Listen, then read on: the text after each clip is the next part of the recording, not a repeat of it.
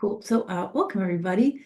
Mon and Amanda and Janae, it's good to see everyone. So, welcome to Coffee with Socrates or beverage of your choice.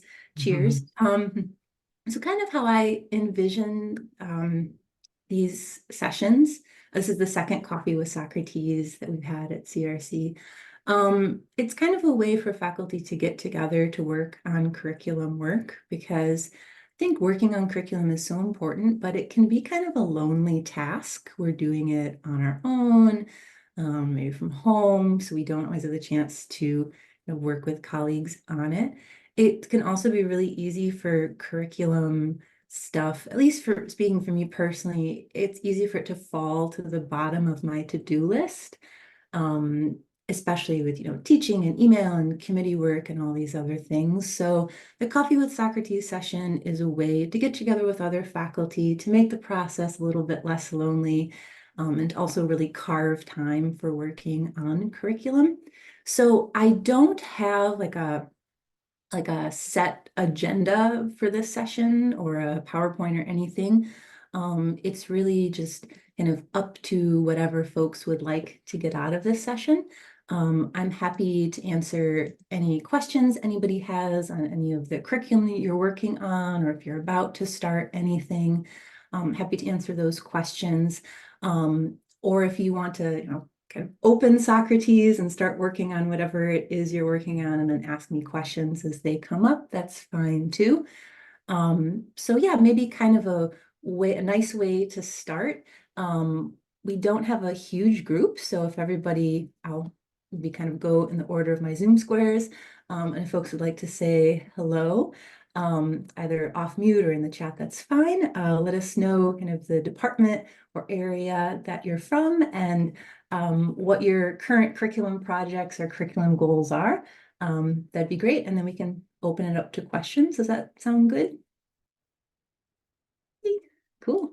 Mun, do you want to go first?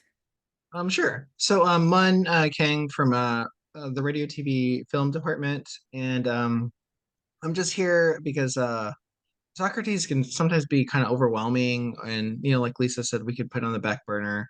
I have a couple classes that I need to update, and so I'm just kind of here to, so she could help. So you guys can all help me, figure out how to update and everything. Thanks, Mun. Yep. Next in my Zoom squares is Janae. Hi, Janae. Good morning, everybody. I'm actually from American River College, so howdy, sister school.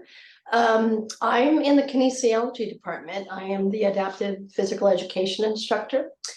And I finished my updating my courses in the spring, but I wasn't sure if there was something I could additionally learn by listening in, because our department chair helped me quite a bit. So I just thought maybe I would hang out, see if there was something else that I could learn and get better at it. Awesome. Thanks, Janae, and welcome. It's great to have folks from ARC here. Amen. Yeah. Awesome. Amanda, you're next on my Zoom screen. Oh, and I see in the chat, Amanda's from psychology and here for some tips about the process. Awesome. Welcome, Amanda. And Jelen also said hi in the chat. Professor Hall in English, wanted to learn more about Socrates to integrate into my studies. Perfect. Then next on my Zoom screen is Winnie. Hi everyone, Happy New Year. Hey Lisa. Winnie. Thanks for doing this. I am chair of my own small department of one. So I'm also a new faculty member, so I'm unfamiliar with Socrates as a process. And I had made some changes, and Lisa, you were really great and helped me out last semester. So I'm just here to kind of learn more about the process itself. Because my understanding is Socrates is unique to Los Rios and not really something that we can find anywhere else. So yeah, I'm just curious and need to know more about Socrates itself. Thank you. Awesome. Welcome, Winnie. Yeah, Socrates is complex and has many features. So happy to answer whatever questions I can, and we can all help each other. Wonderful. Michael, hi. I'm Mike Russell. I teach in the chemistry department, and I've used Socrates a number of times as department chair making revisions, but I 100% heavily relied upon the curriculum committee to tell me what to do and where to do it. So I want to learn a little more about that. And then down the road, we're thinking about adding a new course. I know that has to go through curriculum review and then, and then obviously somehow put into Socrates. So I'm interested in those kind of things. Yeah. Awesome. New classes. Yeah. Well, I'll make sure to touch on that today. That's great. Thanks, Mike. Min, hello, welcome. Hi, me. Oh, I'm from math department, and I just wanted to learn more about it. So get some tips and stuff like that. Yeah. Absolutely. Welcome. Hi, Rajiv.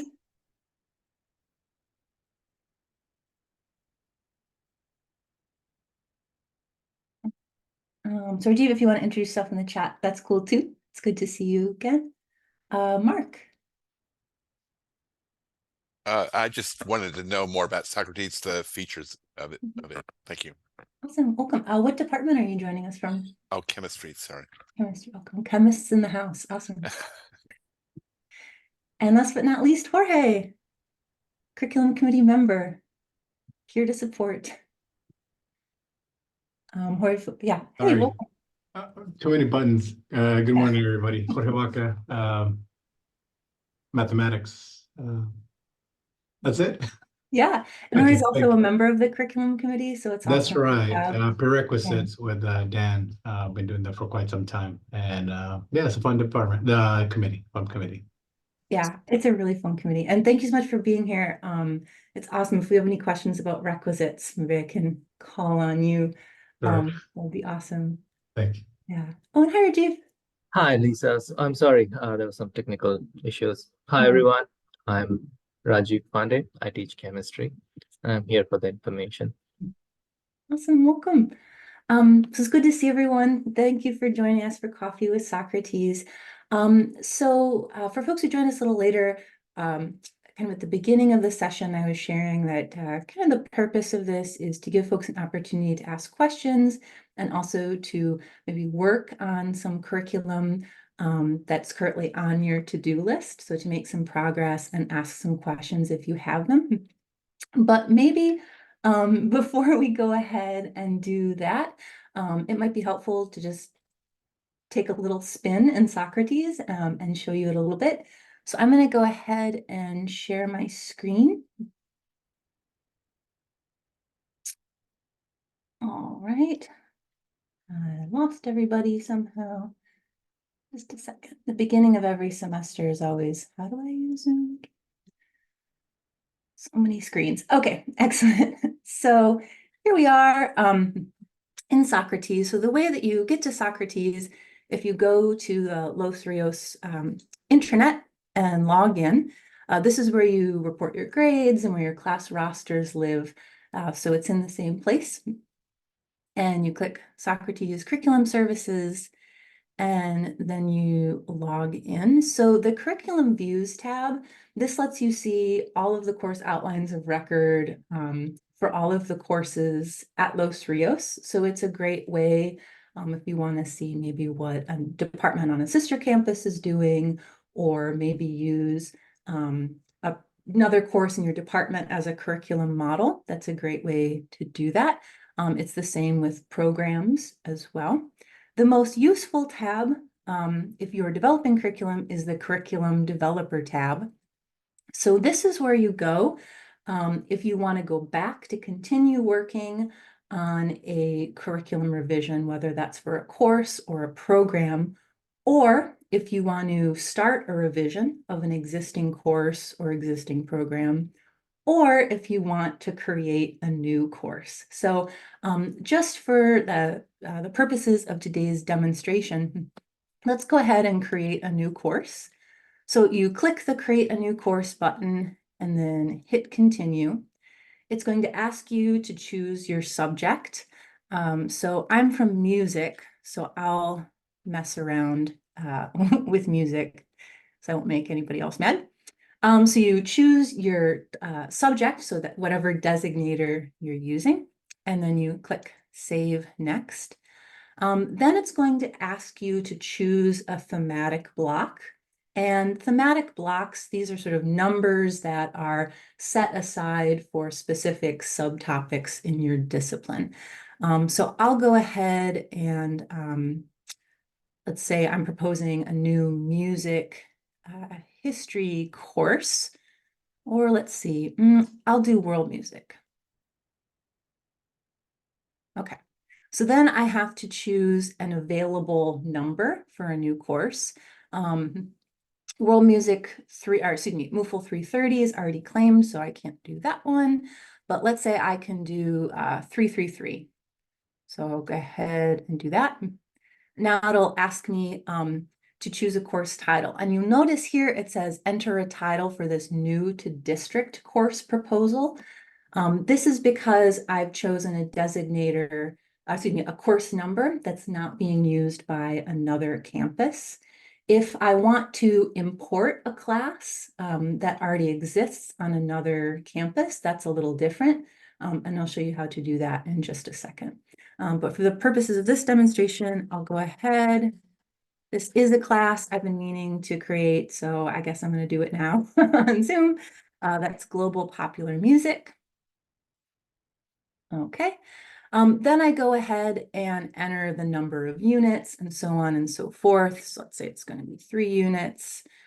The catalog description, I'm just going to put goes here for now. Save next. And then essentially you just continue clicking through. So now I can see here it's been created. It's in draft status. If a course proposal is in draft, I can see it.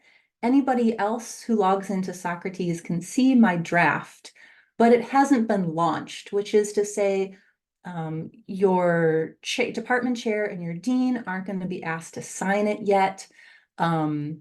It's not going to be looked at by the curriculum committee, right? It's for you to work on. So with continuing outline, then you go ahead and you enter the information for all the various components. Then once you've done all that work and it's ready to go, you want to move it forward in the queue. You go to submission options and you'll click launch proposal. And when you launch the proposal, you'll be asked to include an explanation. Now, this part is pretty important. Whether you're proposing a new course or revising a course, the explanation section lets the curriculum committee know, just really briefly, what it was you did, right? If you revised a course, what revisions did you make and why? It's particularly important, the explanation section, when you're creating a new course, whether it's new to the district or new to our college, meaning you've taken a course at another campus and brought it to your local campus. In that case, if it's a new course or a new program, the board of trustees will actually see this explanation. New courses are approved both locally on your campus, and they're approved by the district curriculum committee and then receive the final stamp of approval from the board. So you'll want to make sure to include a concise but useful explanation here. It's very, very important that you actually do go ahead and launch the proposal when you're done. Otherwise, it just stays in draft status and curriculum isn't going to review it. Once you hit launch proposal, then it goes to your department chair and they'll sign off on it. Then it goes to your colleagues at other campuses to sign off. Well, to review and to sign. An important kind of piece to note is that, let's say one of my music colleagues on another campus doesn't sign the proposal, it still moves forward. It's not that they're approving the new course or approving the revision. Instead, it's a matter of collegial consultation. And ideally, if one of my colleagues on another campus in music had an objection or a concern with their class, this would be an opportunity for them to contact me directly, to email me so we could work it out at that stage. So that's how to create a new to district course in Socrates. Are there any questions so far? Yes, I actually have a couple. I was interested when you said we could import courses from, because. Yeah. Okay, so I'm always learning new things about Okay. Socrates, even though I spend a lot of my time in it. And this was a thing I recently learned, and it kind of changed my mind. So, or blew my mind, let me say. So if you want to create a new course, it's still the same process. And then you'll go ahead and you'll choose the same designator. So here I'm going to go to instrumental voice and instruction.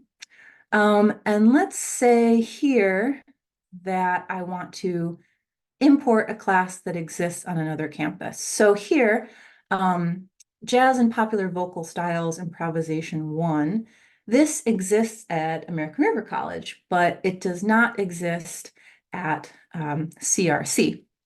So what I want to do is go ahead and I will, let's see, I think, yes, I'll go ahead and I think if I click on this, no, that's not how I do it. I mean, sorry, I'm having there we go. So I'll select the number from the drop-down list, maybe 390, maybe 390, and then save next.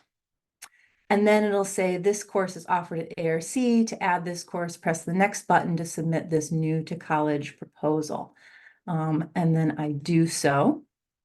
And then here I'll have an opportunity to add CRC's proposed college description. When you introduce a course at your local campus that exists on another campus, the course outlines do not have to match perfectly, but the description should be very similar, right? The idea is that if a student took this class on ARC's campus or CRC's campus or Folsom's campus, it wouldn't be a radically different course, right? The course learning outcomes should be similar, the topics should be similar, but they don't have to be exact.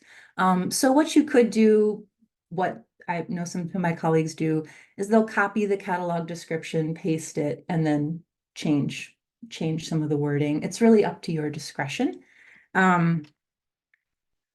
So here, I'm just going to put a big description, save next. Okay, so then if I go to continue outline, now it's going to let me enter the information for this course. Now, what I learned recently, thanks to Kurt Erickson in the music department, Kurt, wherever you are, thank you. There's this import button. And you can click this and it will import information from an existing course into that outline. So if I know I'm going to be doing this jazz improvisation class, I can go ahead and find Weavy and then 390 and then click save next. And then it will let me add it. So I choose the specific outline. I'm importing ARC's outline into CRC's. I can choose the information I want to copy over. And then there's a very friendly, bold, red font warning that when you import information from the course, it's not reversible. So I probably wouldn't want to do this, or would want to be very careful doing this if I had already spent a whole bunch of time entering information. Instead, it might be easier to import the information first and then change it, if that makes sense. Another thing that might be helpful when you're writing a new course is to write the various components out in Word or Google Docs, whatever you prefer, and then to go ahead and copy and paste that information in, just in case, heaven forbid, Socrates should crash or something should happen, you'd have that information saved in another place. So that's how to import an existing class into Socrates. Any So questions? one last question to Yeah. follow up. I'm sorry. No, this is great. That I'm copying that class, I'm importing that class over. I don't have to change the name, right? I mean, because it's the No. same course, right? Mhm. mean, because Yeah. to your point of if students took the class at CRC, counselors need to know at ARC. Okay, perfect. Mhm. That makes a lot of Absolutely. sense. I just want it clarified. Thank you. Thanks, Janae. And that's a great question to ask too, about the title. If a class is the same, it needs to have the same title, right? So if a class is shared between various campuses, certain components have to be the same. One is the title. So for example, if I'm using the same designator and number for this jazz and popular vocal styles, it has to have the same title. It also has to be the same number of units. And if one of those things, let's say, and this happens sometimes, departments on different campuses. I know Brandy can speak to this, just having done this with social work courses. If campuses collaborate and decide, okay, we have these shared courses, we want to change the title or the units or something kind of essential to the class, that initiates what's called a collaboration request in Socrates. And that means that those course revisions move forward together in the curriculum queue. And so this is a way of making sure that a course that's being offered on one campus isn't going to have a different title as the same course being offered on a different campus. Yeah. I have another question. Perfect, shoot. So if there is a class at CRC in their Mhm. adaptive PE program that I've always wanted to teach, Yeah. so what's the protocol? Do I go to my dean first, get Mhm. permission from my dean to do that? Because then that's added in our repertoire of classes that already exist here. And Yeah. then, I mean, to me, it's a no-brainer that you would approve it eventually because it's already approved, right? So, but is that my first step? So generally speaking, it is always good to consult with your department chair and your dean first before adding a new class, because maybe you add a new class, but then there aren't the resources to offer it, right? And so it is good to check in that way. Also, when you spend all this time working on the outline, and then when it goes for your dean's signature request, which is needed to move the course forward in the queue, if it's the first time they're seeing it and they have questions, right? Right. Yeah. So it's just nice to keep everybody on board right from the jump, right from the get-go. To just, yeah, make sure Yeah. everyone's in the loop. Also, there is a section in the course outline. So you fill out the feasibility section. And here, this involves sections like department planning. So, how does this course accomplish an objective in terms of your department? There's also a section that asks about how it will impact your local campus and how it will impact Los Rios, and also any facilities needs that the course might have and any library or media requirements. And this feasibility section is really important for new courses. We ask that it always be completed even if there's no anticipated impact. Let's say you already have the facilities, you already have all the equipment, it's perfectly fine to put that, like we have everything we need. Also, I know librarians always encourage folks to complete that library and media requirements sections because our Los Rios librarians will do their best to acquire any materials that would help students be successful in the course. And most often curriculum committees have a librarian as part of the committee who will be reviewing that. So it is a really helpful and a really important section to complete. Did I answer your question, Janae? Yes, you did. Thank you very much. Absolutely, yeah. Let's see. So I've talked about this basic information tab. There's also a requisites tab, and this is where you list if your course has any prerequisites, so courses that need to be completed first, co-requisites, so this is if a student has to be enrolled in this class and another class. So for example, a lecture lab class. Advisories, this is where information about, things that might be helpful for a student to have, so not required but beneficial. For example, in our music theory classes in music, we have basic musicianship and piano as advisories, right? So that's just giving students that information. There's also other enrollment limitations. For example, if you have a program where students have to complete a particular certification, or maybe need to be admitted into a program in order to take the course, that's useful to list here as well. In the enrollment limitation, what we often see in curriculum is people include things students need in the class, like lab safety goggles. And that doesn't need to go in the enrollment limitation. Things like materials can go in the supplementary materials or requirements section. Yeah. And then one other thing, well, I guess two other things I want to mention. One is we also have this articulation request tab. And this is where you click if you'd like your new course, or if you're revising a course and you want to add articulation, this is where you'll select it. And in that case, your campus articulation officer at CRC, our articulation officer is William Madden. The articulation officer will see that request when it comes through the curriculum committee, and they'll either put in that request or they'll contact you for more information on it. You'll notice that we have CalGETC here now in Socrates. That's new. CalGETC is this new, the new transfer pathway that's being rolled out. And I don't have any super up-to-date information on CalGETC. A brand new list of finalized recommendations from the implementation committee came in over break. And I wasn't about to read a 38-page document on break because it's not the life I want.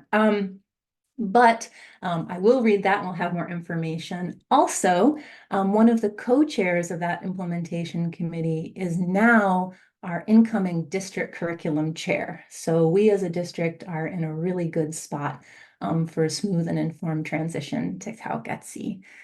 And then the last thing I want to mention before I open it up to some more questions is that something I thought before I joined curriculum was that everything has to be perfect before I hit that submit button and sent it through the queue.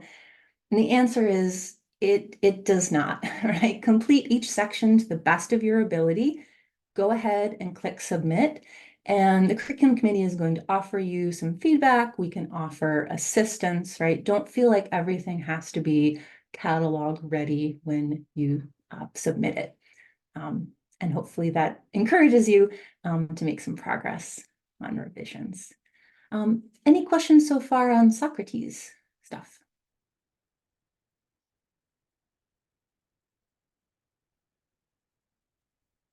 Lisa, I had a question. So I sometimes get stuck on where it says like outline, and then you know, or where you're filling in the different bullet points and stuff like that. Yeah. And then I think I sometimes get stuck there on the different bullet points, or I don't know what to put in there. Could you go Yeah. over specifics so that we can like send it through more fluidly and it doesn't get like, we have to go back and edit or, drafts. Sure. So When you're talking about the bullet points, Mun, do you mean like the aspects of the basic information? yeah, the aspects like the objectives, objectives, all that stuff. Yeah. And then well, could you also go over like where the delivery modality, because I think some classes are like in person and then we're switching it from in person to both in person and online like that or so. Totally, Mun, absolutely. And also I do have a document I'm happy to share with everyone. I don't know, is it this? Maybe it's this. I think it's this one. Oops, that's great. Oh no, it's not that one. Okay, somewhere in my many, many bookmarks. I have a document that was created by Sac City's curriculum committee, and it goes through each component here of basic information and offers some more information. I also have a document that Brian Noel, our previous curriculum chair, created as well. So I'll share that with everyone, both in the chat, and I'll also include it when the recording of this session goes out. So that can kind of be a handy guide to have side by side as you're working on curriculum. I will touch on kind of two components where we get the most questions. One are the objectives and the learning outcomes, and one, as mentioned, was the kind of course modality. So first of all, when it comes to the objectives and learning outcomes, of course, this is what students are going to get by completing the course. So one thing to keep in mind is you'll have your primary objective. So maybe here it would be useful to look at a specific example. So let's see what I have in my proposals. Okay. Let's take a look at the composition ensemble workshop. So here in the objectives and learning outcomes, you'll notice we have our kind of primary SLOs. These are kind of the key umbrella takeaways. So by completing this composition ensemble workshop example, students will develop a clear understanding of the European classical tradition, understand 20th century techniques and trends, right? SLOs should have at least one sub-objective, and a sub-objective kind of goes into more detail with some sort of specific information. So for example, here in this course, the sub-SLO is that students will discuss and analyze representative concert music composers. So adding some more detail here. This is specific to CRC, right? Our student learning, our outcomes sort of subcommittee is always looking for that we have at least one sub SLO. The formatting of SLOs is different on every campus. So my ARC colleagues, if you have a specific question about SLO formatting, it's best to reach out to a member of your local curriculum committee. At CRC, we ask that each SLO be numbered, and it can either be SLO and at the beginning or in parens at the end is fine. And the sub-objective can have something like SLO 1A or 1B, but it doesn't have to. That's flexible there as well. If you ever have questions about how to format objectives and kind of how to word them, you can always look at another course that's already been approved in your department as a template, particularly if that course has recently gone through curriculum. Otherwise, again, this is something that you'll get feedback on from the curriculum committee. So if you do have some questions about it, don't stress. You can either reach out to me ahead of time. I'm happy to offer some support. Or you can go ahead and send it on through the queue, and we'll offer some suggestions. Any questions on SLOs?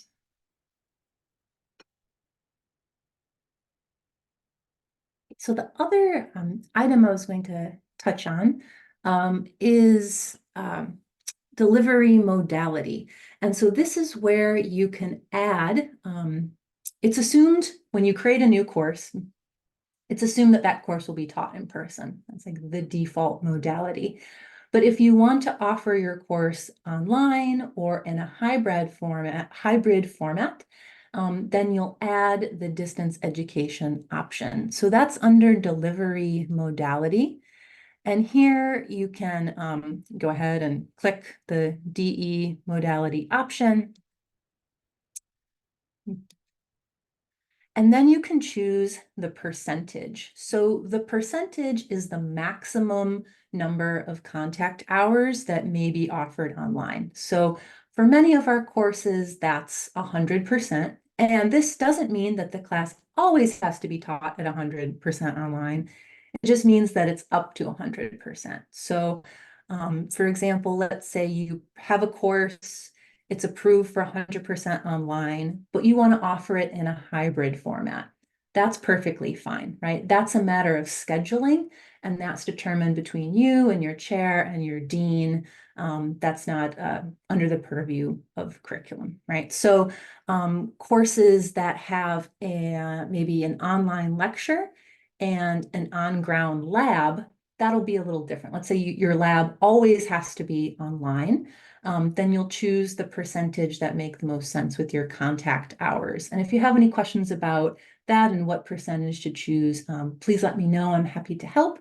You can also reach out to our distance education subcommittee chair, Amanda Paskey, and she can offer some support as well. In either case, once you've chosen your percentage, and then you click next. If there's any limitations to that online component, you'll put those here. So for example, I know in the math department, there is the limitation that any online lecture will be held in a synchronous modality. So over Zoom, for example, or if labs will always be taught on ground, that might go here as well. This is to kind of explain what limitations there may be on the DE section. And I see your hand up, Betty. Yeah, this is, I think, super important. Like, I have a course that was approved for online in the old Socrates system. Mm. And then there was a conversion that put it into the new format, and the online component didn't transfer. Mm. And so the area dean said this course can't be offered because it's not approved to be online. So maybe just a recommendation to anybody who has a course that was using the old Socrates curriculum setup, and to review if it transferred correctly or if they need to update it. So for me, that course had to be updated to include the online component that was originally in it, but somehow got lost in the transfer. Yeah. Thanks, Eddie.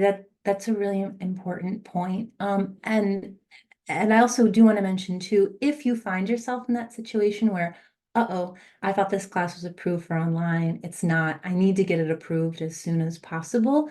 Please email me or whoever the future curriculum chair might be to let us know. Because if that's the case, we can kind of move your course ahead in the queue due to that urgency.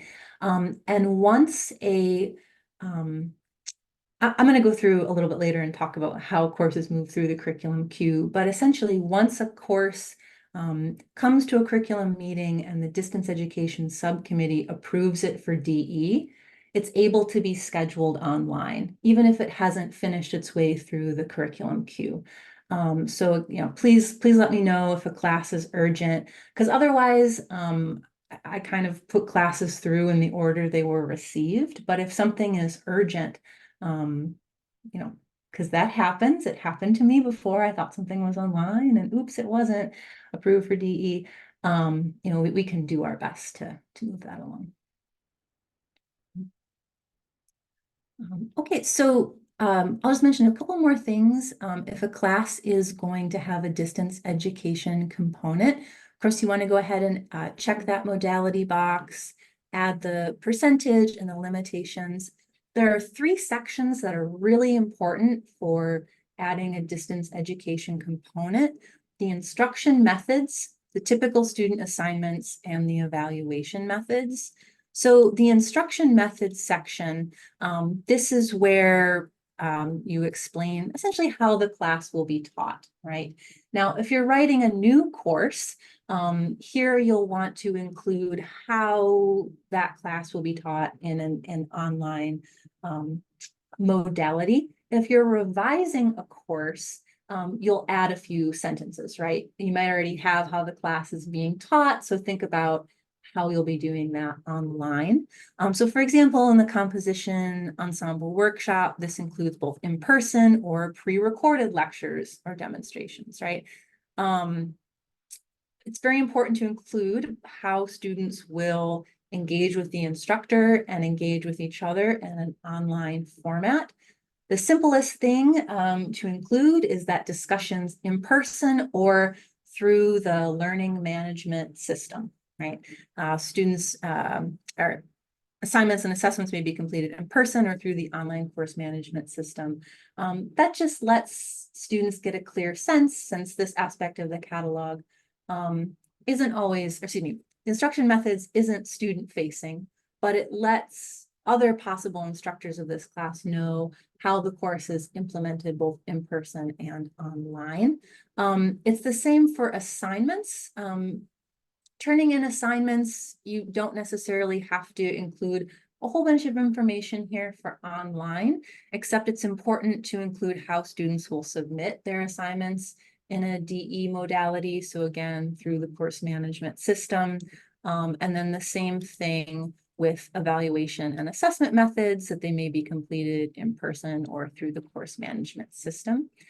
If your course includes a lab, and that lab will be taught online, it's really important to include in the methods of instruction section how that lab will take place online. If the lab isn't going to take place online, right, then you don't need to worry about that. But it's really important that kind of curriculum committee, we can get a clear sense of how this course is going to work in the online format. One last piece of advice for DE modality: do your future self a favor and don't make references to specific technologies, right?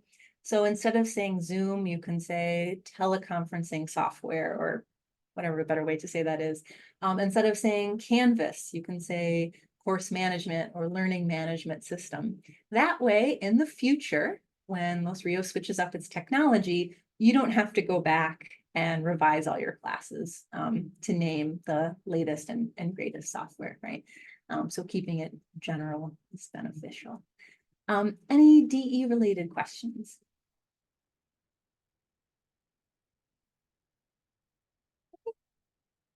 Awesome. So one last thing I want to mention before I get into folks' specific questions, or if we want to have some work time, is kind of explain how things work their way through the curriculum queue. So I'm going to go ahead and stop sharing my screen real quick. So once you complete a course proposal or revision, or program proposal or revision, you click submit, yay, you celebrate. It moves on to your dean for signature, or your department chair, and then your dean for their signatures.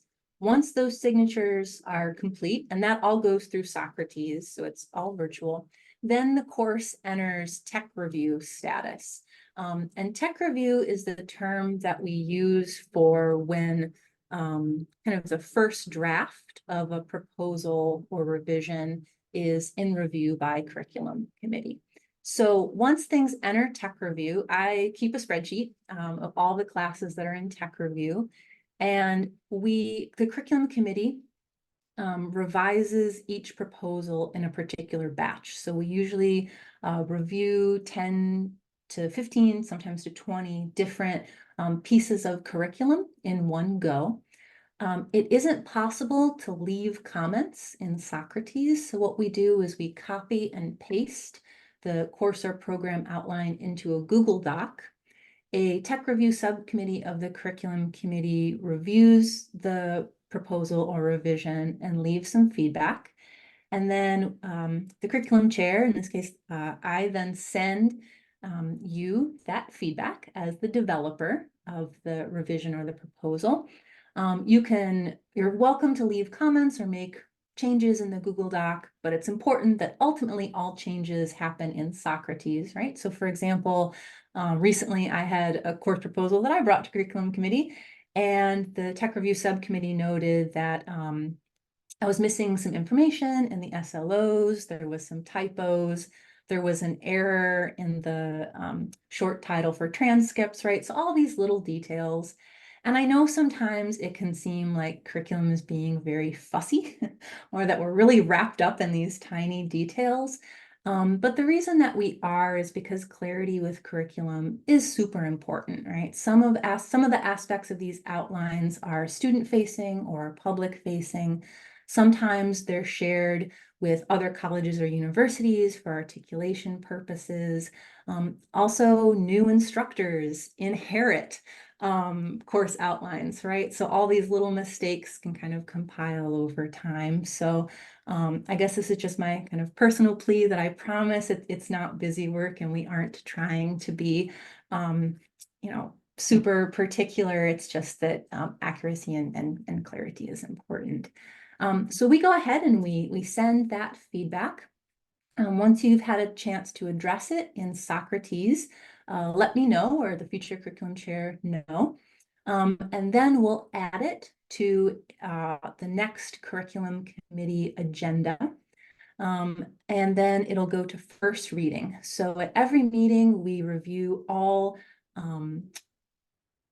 freshly reviewed revisions or proposals at first reading. We scroll through as a committee, we take notes of any questions or further comments we have, if any. If so, the curriculum chair will send them to you and you can address them. If the feedback has been addressed or there wasn't any after first reading, the course or program then moves to second reading on the next curriculum or future curriculum committee meeting. Make sure everything's good to go. And then if there's nothing else to address, then that course moves forward in the queue. Now, if you're revising a previous course or program, once everything's been addressed at second reading, I can then go ahead and catalog the revision. That means that the following fall catalog will have those updates. If your course is new to the college or new to the district, then it goes to the district curriculum committee agenda. The district curriculum committee meets the last Friday of every month. And basically it's kind of a way again for collegial consultation. If a new course or program is brought to district curriculum, usually there aren't any objections at that point because everyone's been notified along the way, but it again is one more touch point. If a course is new to the college and it's approved by district curriculum, then it's cataloged because the board of trustees has already approved that course, right? If the course is new to the district, then it goes to the board of trustees for their final approval. If you're revising a program, that sometimes has to go to the state chancellor's office for approval, and so that can kind of take a while. Not all programs have to be reviewed, and there's very subtle changes. So I always put it at state status and then wait for our associate vice president of instruction to say, hey, it's okay, you can move it ahead to catalog status. If you're introducing a new program or certificate, that has to be approved first by the Program Placement Council. I know, yet another committee, right? So if you're interested in creating a new program or certificate, please let me know and I can help you through that program placement process. It's a lot of P's. And that is, in a nutshell, how things move through curriculum. Any questions?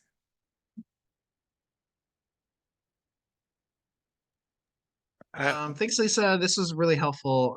Super, super helpful for me and everybody else. Thanks for going through the process and everything. Also, could you, if you have time, could you show us like how to make a new certificate if we were going to do that? Oh, yeah, If we're sure. to a couple of classes together. Yeah, let me, and awesome. Okay, I've got that noted. And I think, Mark, you also had a question? Really quick, where is it? What level is whether course lectures, for example, lectures online or in person? Where's that decided? Oh, so a course might be approved for online instruction, but whether it's taught in person or online in a given semester, it actually has to do with scheduling. So that's under the purview of your area dean, ultimately. So Mhm. I noticed we came off of COVID, all Yeah. courses went from online, then they became mandatory in person. So I didn't understand like the lecture why that occurred. Sure. So before in the before times, if a class was going to be offered online, it needed to have DE approval. But then during COVID, we got emergency approval by the state to offer all of our classes online. Once that emergency exception expired, then any classes that we still wanted to offer online, if they hadn't been previously approved, had to go through the curriculum process to be approved for distance education. Well, these were classes that were approved, and so Oh. so I can understand that if they're not approved, they would go back to in person. But Mhm. for a class that were approved, why would they mandate that all classes be in person? Or who does that? So, yeah, if I'm understanding your question correctly, let's say like a given department. So I'll give an example. I teach world music and I haven't taught it in person since before the pandemic, kind of having an opposite thing, right? And that has to do with enrollment. More students are signing up to take it in person and online than in person. So my department and my dean have scheduled it that way. There Oh, okay. are some programs that, because of their accreditation, they have to teach their courses in person. So for example, our vet tech courses, for the most part, have to be in person. Some of the health and information technology courses, or at least the labs, have to be in person, right? So curriculum doesn't, we review the course outline for, hey, can this class be taught online? But then actually, whether it's taught online or in person happens at the department and the area level. Oh, thank you. Yeah, sure thing. So Mun had a question about creating a new certificate. So in order to do that, first there's a form you fill out. I'll find it and share it with this meeting recording and everything, for the program placement committee. The program placement committee essentially reviews, it's a committee with representation from every campus.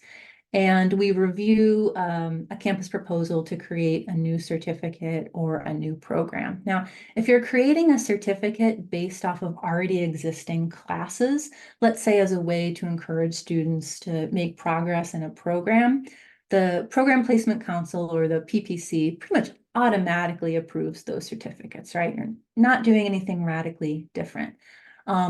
If you're creating a new certificate that has career or technical workforce funding or CTE designation, then there are some extra steps that have to do with market data, for example. If you're creating a new associate degree for transfer, or maybe local associate degree, sometimes there are more questions there. There's just more consultation that happens with other campuses. So if you are in that position, let me know. I'm happy to offer some support and send you the right forms. But let's assume, for the purposes of Coffee with Socrates, that you have PPC approval and you're moving forward with creating a new certificate or program. The way that you do that is essentially the same as with proposing a new course. You go ahead and you click Create a New Program. And then you'll choose the catalog department that program is in. So let's say I'm creating a new music program. You'll enter the program title and the program type. So let's say I'm doing a certificate. Say I'm doing a music history certificate. And then you'll choose the main subject designator. This has to do with departments that have more than one sort of designator or subtopic. So for example, in music, we have instrumental and voice instruction, we have performance, and we have these specializations. So let's say, if I'm offering this class and it's going to have classes in different designators, I'm going to choose the primary one. So since this is a music history certificate, and let's say 4 of the classes are going to be music history classes, I'll go ahead and select that designator. And then I'll go ahead and click Save Next. I can see it's in draft status. And then I continue with the program proposal, and here I enter, sort of similar with the courses, I'll go ahead and enter information for each aspect of that program outline. The title, the short title, this is what goes on folks' transcripts.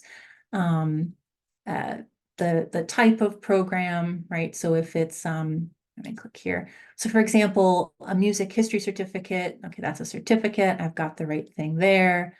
Then you'll choose kind of what kind of program is it? So for this, I mean, it would probably be transfer program, career and technical education.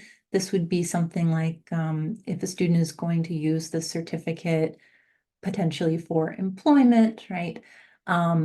So go ahead and you click the type. Again, if you have any questions on these nitty-gritty details, please let me know. I'm happy to help.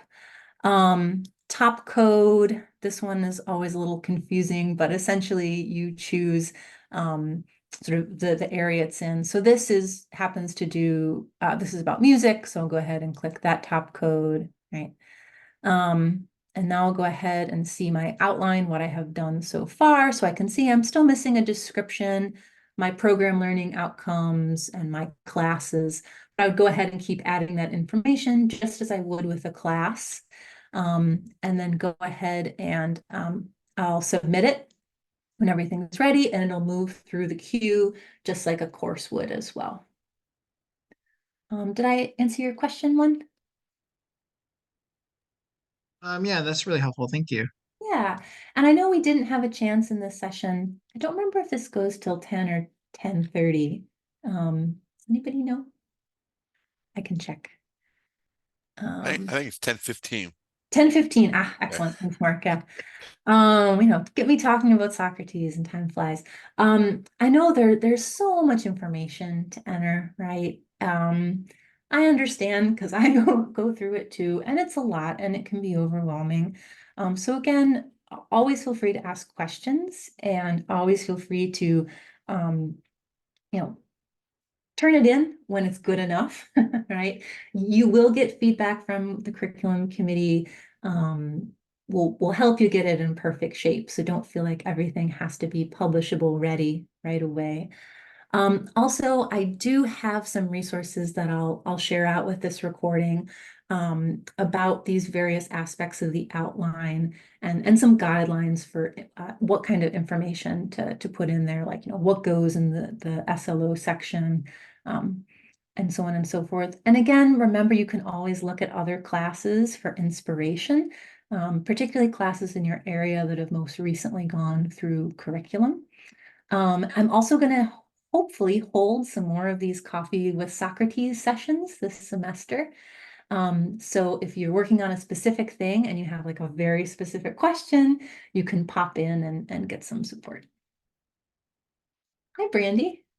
Hey, Lisa, thank you so much for this. I know, I know we close. I've been in curriculum for a couple of years with some changes. Did you show everyone how you see those comments in Socrates when you all give feedback? Can you Um, show them how to do that?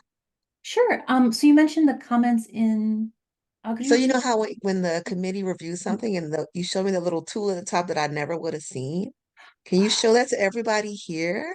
Because that Yeah, saved my life. That saved my life. yeah. If I'm thinking of the same thing you are, and let me Yeah. know if I'm not. It's super simple too when you see it, but I would have never noticed it until you pointed it out. Yeah, Socrates has like been one long journey of discovery for Yep, me. me And too. something that I learned that totally just surprised me was that if you're looking at a course outline, so let's say I'm looking at this composition ensemble workshop again. If you go to the outline, this will show you, what the course outline of record looks like right now, based on any revisions you have made. And if you hover your mouse over course, you would never know it, that this is actually a link. And if you click on it, you can see all of the times this course has been revised. Wait Yeah, a yeah. minute, see that? I see your hands. My camera's off because I'm wearing workout clothes, but right? Doesn't that make our lives so much simpler instead of me emailing Lisa and Amanda like 30 times trying to figure out what I did with the revision? That is like the best thing I learned last semester, Lisa. When you showed me that, I could have cried, I swear. I swear I could have cried. Yeah, I think I teared up when someone showed it to me. It just, oh yeah, yeah, yeah. And if it's been revised a whole bunch of times too, you can Yep, click it, see the full course history. yep. This will show you everything, right? Going back to when this course was created in 2019. Yep, yep. Um, which is wild. So let's just say, for example, how this can be useful, right? And Brandy mentioned, wanting to see what previous revisions had been done. Let's say I accidentally deleted something. I'm like, oh, I really wanted to keep that in the outline. What do I do? Well, I can go back to what it looked like when it was cataloged previously, right? So if I click on, okay, when the board saw this course in October 2019, this is what the outline looked like, right? So if maybe I accidentally deleted a learning outcome, or I deleted it and then I really want it back, I don't have to scramble to find it. I can just click on that and get that information. So thank you for mentioning that, Brandy. Well, thank you for showing me like that. That is what I go to now before I even email you. I just go and look at all the notes and see that I remember any of that stuff and then what I remember. Did I do it or not? Yeah. Yeah, because it's a hidden, very, very useful feature, right? Yes. Um, Yeah. So share with all department chairs. That little tool is so much help, really. It's so helpful. So just share it, please. Mass email, whatever you got to do, like tell people because it will save a lot of time when you're doing curriculum. Yeah. yeah, I think I should mention that at like every coffee with Socrates from now Yeah. on. Yeah. hmm Mhm. Until somebody tells you about it, like you didn't know. Then you Right. know everybody got it. Well, I'm still learning new things all the time. Like I didn't know that there was an import button Oh to yeah. import information. And it makes me cry a little bit to think of all the time I spent copying and pasting, and I could have just clicked a button. Oh yeah. Rhonda showed me that button. Then I think Dan showed me again. That's how I survived that first year. Yeah. Yeah, I learned that button with the corrections, obviously, but yeah. Yeah, that button saves a whole lot of time. Yes. Oh, and Minute asked, isn't there a history of the course? Exactly, yeah. And so that's this course button. You can click on it and it'll show you every time. So right now, for example, composition ensemble workshop is in tech review, but I can see what it looked like what it looks like currently in the catalog. I can see what it looked like previously and in previous years. And so this can be really helpful.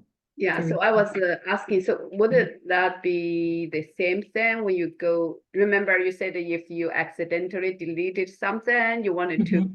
go back and see what originally was, and could you go through the history there to find?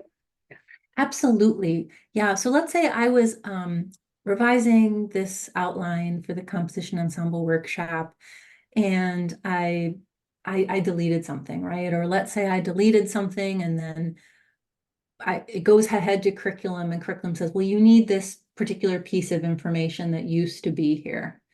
Um, I can go back and see what was previously in the course. So let's say, for example, I deleted something in this outline and I want to see what it looks like currently in the catalog. I can click there and find it. Let's say I, deleted a course topic. Or maybe something is missing in the current catalog version. I can see what it looked like when it went to the Board of Trustees for approval back in 2019, right? And find the information there. So it's really helpful. It can also help you keep track of revisions you made or revisions that were made before you kind of inherited the course as well. Yeah. Yeah, so go tell your friends about the button. Any other questions?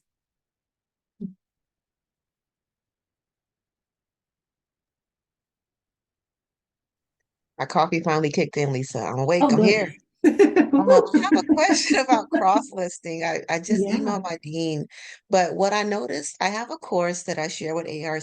Well, let me restate that. Yeah. ARC has a site course that is equivalent to one of my HCER courses, Intro to Chemical Dependency. However, it's not listed as they've accepted mine as theirs. I'm putting it in very simple like words.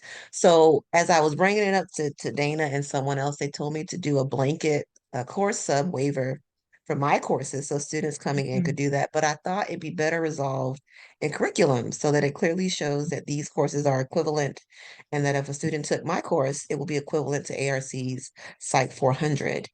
Do you know if I should bring that to the committee or should I talk to ARC first and then decide what to do? Yeah, so what's interesting, and so let's say, for example, just kind of to give some more context to everyone, if a class that we have different classes that are the same as classes in another discipline, right? So, a psych class that might be the same as a human development course, just for example.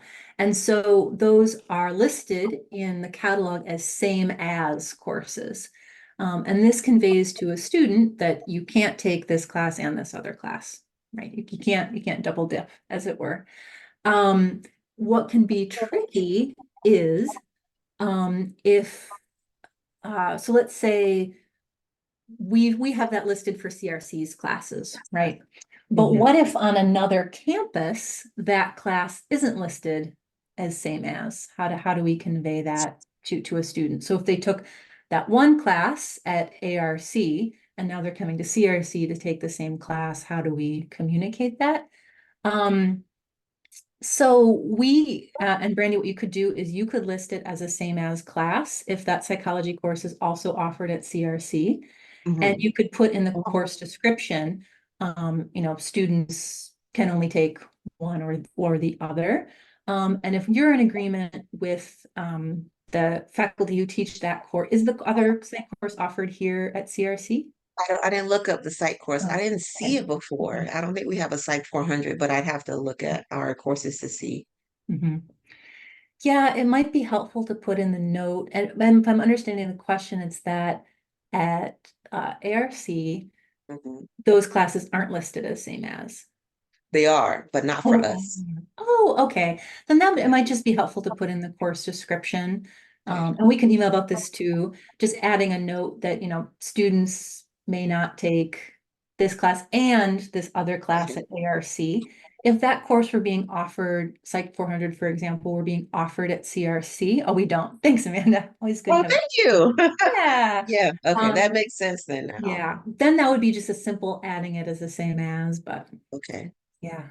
Yeah. Okay, Thanks, cool. Brandon. Thank you so much. They gave me some guidance, but I know curriculum would have some help too there. So thank you for that answer. Yeah, I mean, that'll hopefully communicate it to students in the future, that, I can't take one and the other. Mhm. Yeah, Oh, thank you. yeah, sure thing. Eddie, I see you have your hand up. Yeah, I was just gonna maybe add that this was similar for economic statistics Mm. and the same as Stat 300 or Psych 330. And one of the ways that was resolved was all of the courses got CID approval for the same course, like kind of umbrella, which was introductory to statistics. And then that gets the equivalency and helps you kind of remediate some of that stuff. And so the CID numbers, I think, kind of a useful tool too. Oh, brilliant. Thanks, Eddie. I Thank forgot you, all about Eddie. course ID. Yeah, course ID is essentially a state number. It's part of the transfer model for curriculum process, and you can apply. It's actually in the articulation section, I think. You can request to add a course ID number. And if you have any questions about what number to add or what a course is going to need to be approved for that course ID, let me know. I can send you to the state's website. That's also something you can ask our articulation officer for more information about as well. Awesome. Yay. Okay, I think we we have time for another question, if anybody has another question.